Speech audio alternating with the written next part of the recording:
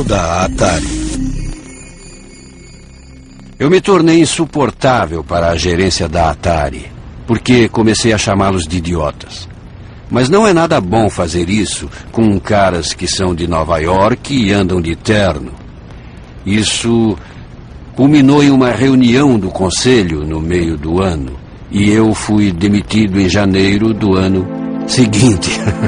Certainly Bushnell's life is better because of it, at least financially, but he is locked out of the business he started. A Atari ainda acreditava que ser o maior peixe do mar capitalista era uma garantia de rendimentos. Assim como o crescimento econômico da década de 80, eles pensavam que duraria para sempre. O sucesso da Atari veio muito fácil para as pessoas que estavam no comando.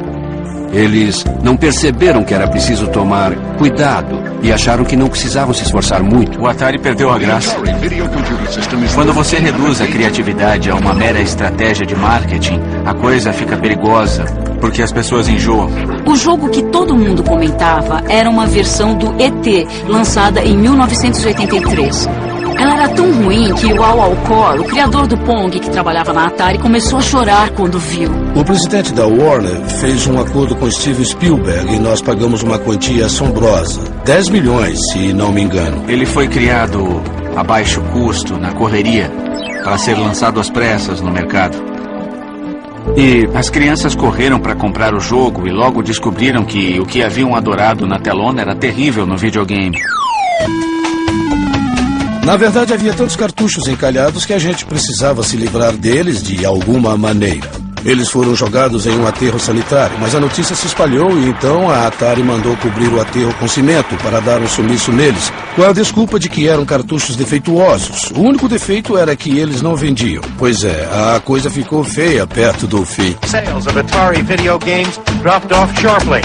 Somehow, Atari products became... Em 1983 foi o ano do grande desastre. No final da década de 70, quando você conversava com as pessoas que fabricavam games, elas diziam que nesse ramo era só tirar um jogo novo para cima e esperar o dinheiro cair de volta. Então o que aconteceu foi que todo mundo tentou entrar no mercado.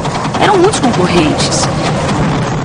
Dezenas e dezenas de empresas. O público ficou tão saturado com os jogos e vários deles eram tão ruins que as pessoas perderam completamente o interesse pelo brinquedo. No matter how great the graphics sounds are, still there's something a little bit boring right now about shooting a Martian or something. The big crash. Not since 1929 has an industry fallen so far, so fast. The victim of oversaturation. No final, a baixa qualidade dos cartuchos para o Atari 2600 e o surgimento de jogos para computadores pessoais foram demais. A indústria do videogame havia se estabelecido como um negócio legítimo. E como qualquer negócio, tinha momentos bons e ruins. Tornar-se obsoleto era só uma questão de tempo. Foi o que aconteceu com a Atari, uma morte repentina e dolorosa. Mas eu já sabia.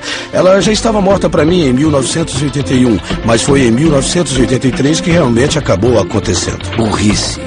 Eu ganhei mais dinheiro vendendo as ações da Warner, porque previ o que aconteceria, do que ganhei com a venda da Atari. Não, isso é mentira. Mas eu me dei muito bem, vendendo as ações de qualquer forma. O jogo foi reiniciado e as portas estavam abertas para qualquer um que tivesse interesse por videogames e cabeça de programador. A aventura estava começando.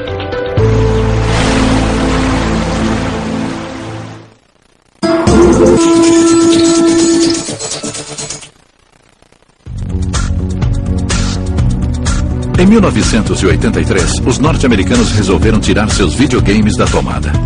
Mas do outro lado do globo político, no regime comunista da antiga União Soviética, Alexei Pajitnov juntou as peças para criar um dos jogos mais viciadores de toda a história do videogame: o Tetris.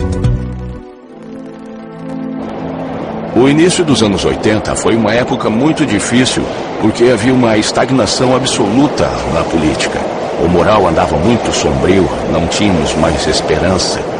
E também não havia muita diversão. Sempre havia algum filme ou peça de teatro, mas de uma forma geral, a vida não era pensada para o entretenimento.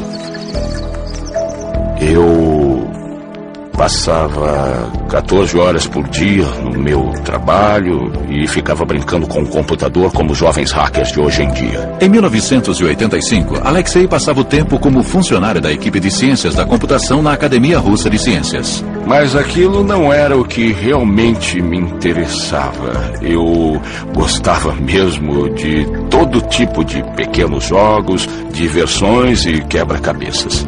Ele concebeu uma ideia que era de um caráter puramente matemático, de pensar em todas as diferentes maneiras de configurar e juntar um conjunto de blocos e depois encaixá-los num quebra-cabeça que não fosse bidimensional, mas com peças caindo em movimento.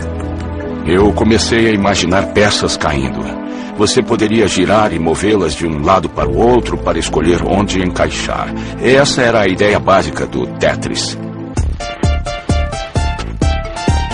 Era um jeito novo de pensar em tempo real, diferente de tudo, porque existia uma parte do cérebro que normalmente não era exigida em tempo real nos outros videogames.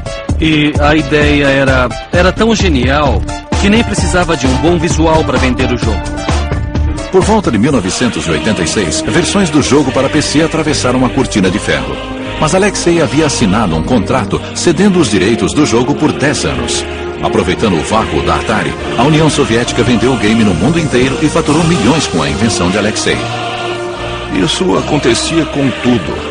As pessoas não tinham direitos sobre aquilo que produziam ou faziam. Tudo era tirado delas. Eu não queria brigar pelos meus direitos.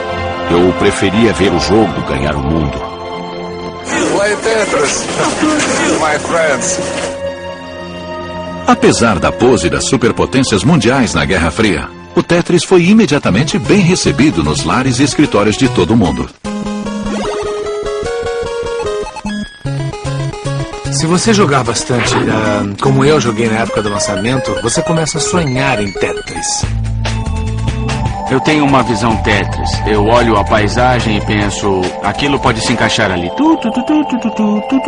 Você começa a montar o mundo. A grande sacada do Tetris é que não depende de culturas. Acho que foi por isso que se espalhou ao redor do mundo. Foi adaptado para os joguinhos portáteis e foi a febre do momento. Como uma música que não saía da nossa cabeça.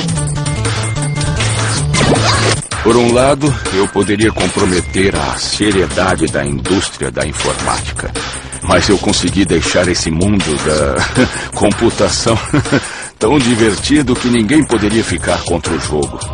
Mr. Gorbachev, tear down this wall. Em 1989, caiu o Muro de Berlim. E poucos anos depois, a União Soviética. O conflito da Guerra Fria que havia lançado os videogames estava terminado. Alexei se mudou para os Estados Unidos em 1991. E em 1996, os direitos do Tetris voltaram para o seu criador. Agora eu vivo de renda e de vez em quando invento algum jogo com os meus amigos. No restante do tempo, eu fico lendo livros e me divertindo. O Tetris, durante os primeiros voos do videogame, emergiu em meio à Guerra Fria. Eram os alicerces de uma indústria que satisfazia uma necessidade básica do ser humano. Há alguma coisa nesses games que transcende a história e transcende as fronteiras nacionais. Eles mexem com o lado fundamental da imaginação humana, da curiosidade humana e da busca pelo prazer que é tão fundamental para a natureza do ser humano. A tecnologia muda drasticamente, mas o intelecto humano continua o mesmo.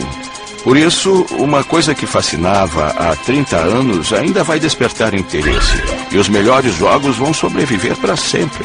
Com o fim da era de ouro dos videogames, um novo ciclo estava prestes a ser iniciado. Impulsionada por um encanador gordinho, esta indústria daria um passo à frente. Versão brasileira Vox Mundi.